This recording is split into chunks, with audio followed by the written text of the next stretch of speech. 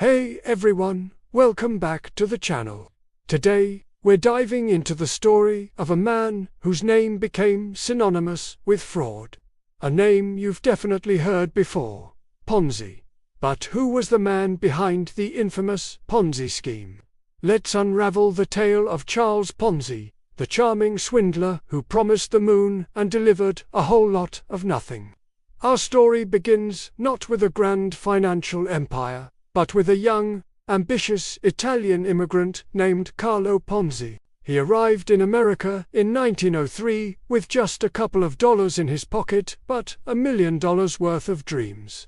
He was charismatic, well-dressed, and had a knack for making people believe in him.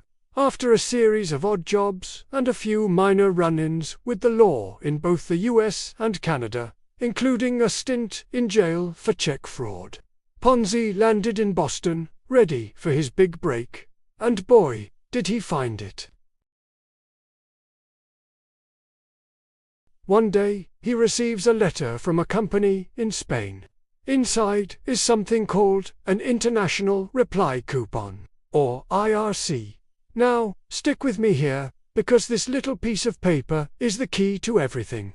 An IRC could be bought in one country and exchanged for postage stamps in another country. It was designed to make international mail easier. Ponzi noticed something fascinating. Due to the massive inflation that hit Europe after World War I, the exchange rates were all over the place. An IRC bought cheaply in, say, Italy, could be exchanged for stamps in the United States that were worth much more than the original purchase price. He did the math. The potential profit wasn't just good, it was astronomical. We're talking over 400% returns in some cases. This was the light bulb moment. Ponzi realized he could buy IRCs in bulk from countries with weak economies, ship them to the US, cash them in for stamps, sell the stamps for cash, and make a fortune. This business model, in theory, was perfectly legal. It was a classic case of arbitrage, exploiting price differences in different markets. So, in January 1920, Ponzi started his own company, the Securities Exchange Company, to capitalize on this idea. He set up a small office in Boston and began looking for investors. His pitch was irresistible. He promised investors an unbelievable 50% return on their investment in just 45 days, or a 100% return in 90 days. In an era where a 5% annual return from a bank was considered good, this was unheard of. People were skeptical at first. I mean, who wouldn't be? But Ponzi was a master salesman. He'd calmly explained the complex world of international reply coupons, making it sound just complicated enough to be brilliant, but just simple enough for people to feel like they understood the genius behind it. He exuded confidence. He would pay back the first few investors right on schedule, often with his own money, just to build credibility. And it worked. Word of mouth spread like wildfire. Early investors, ecstatic with their massive returns, told their friends, their family, their neighbors. People saw their acquaintances getting rich overnight, and the fear of missing out kicked in hard. Soon, lines began forming outside Ponzi's office, stretching down the block. People were pulling their life savings out of banks, mortgaging their homes, and handing over every last penny to the man they called the Wizard of Finance. The money started pouring in. At its peak, Ponzi's company was taking in over $250,000 a day. That's millions in today's money. He moved into a lavish office, bought a luxurious mansion with air conditioning, a huge luxury at the time, and a custom-built limousine. He was living the high life, the very picture of the American dream. He was a local hero, a financial genius who was making ordinary people rich. The press loved him, and the public adored him. He even hired a publicist to manage his growing fame. But here's the catch, the fatal flaw in this grand plan. While the arbitrage idea with the IRCs was real, it was completely impractical on a large scale. To generate the returns he was promising his investors, Ponzi would have needed to be trafficking about 160 million reply coupons.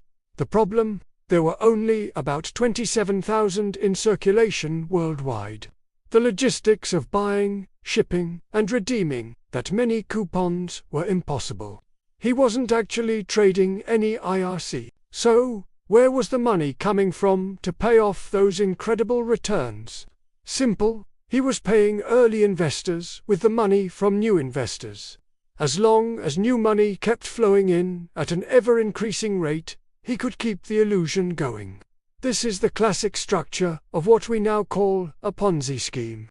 It's a house of cards, a financial carousel that can only spin as long as more and more people keep hopping on. The moment the new money dries up, the whole thing collapses spectacularly. For a few glorious months, Charles Ponzi was on top of the world. He even started buying stakes in banks and other businesses. He was a financial titan. But the bigger he got, the more scrutiny he attracted. Financial journalists and regulators started asking tough questions. One of the most persistent was Clarence Barron, the publisher of the Wall Street Journal's predecessor. He published an article that pointed out the logistical impossibility of Ponzi's IRC business. He calculated that there simply weren't enough coupons in existence to support the enterprise. The authorities also started sniffing around. A state investigation was launched. To calm the growing panic, Ponzi, ever the showman, invited a public audit. He famously served coffee and donuts to the crowd of anxious investors waiting outside his office, assuring them everything was fine. For a short while, his charm worked, and the panic subsided. People even reinvested their money. He was so confident that he voluntarily stopped taking new investments during the audit to show he had nothing to hide. But the house of cards was wobbling. The federal investigation finally uncovered the truth. On August 10, 1920, a federal audit revealed that the Securities Exchange Company was hopelessly bankrupt. Ponzi had liabilities of $7 million, but only $4 million in assets. The news broke, and the panic was immediate and absolute. The dream was over. The company collapsed, and thousands of investors lost everything. Their life savings, their homes, their futures, all gone. The aftermath was devastating. 6 banks failed as a result of the collapse. The total losses were estimated to be around $20 million in 1920, which is over $250 million today. Charles Ponzi was arrested and charged with 86 counts of mail fraud. He was convicted and sentenced to federal prison. After his release, he was immediately tried on state charges, convicted again, and spent more years behind bars. Eventually, in 1934, he was deported back to Italy. He tried a few more schemes there, but he never recaptured his former glory. His magic was gone. He spent his final years in poverty, working odd jobs, and eventually died in a charity hospital in Rio de Janeiro, Brazil, in 1949, with only about $75 to his name. The story of Charles Ponzi is a powerful cautionary tale about greed, deception, and the allure of getting rich quick. He didn't invent the rob Peter to pay Paul scheme, but he perfected it on such a grand and public scale that his name is now forever attached to it. He exposed a fundamental vulnerability in human nature, our desire to believe in something that seems too good to be true. His legacy serves as a constant reminder to always be skeptical, to ask questions, and to remember that if a financial promise sounds unbelievable, it probably is. So there you have it, the rise and fall of the original Ponzi, a man who, for a brief, shining moment, made thousands believe he had found the secret to effortless wealth, only to leave a trail of financial ruin in his wake. Thanks for watching, everyone. What do you find most fascinating about this story? Let me know down in the comments. And if you enjoyed this dive into history, Don't forget to hit that like button and subscribe for more stories like this one. See you in the next video.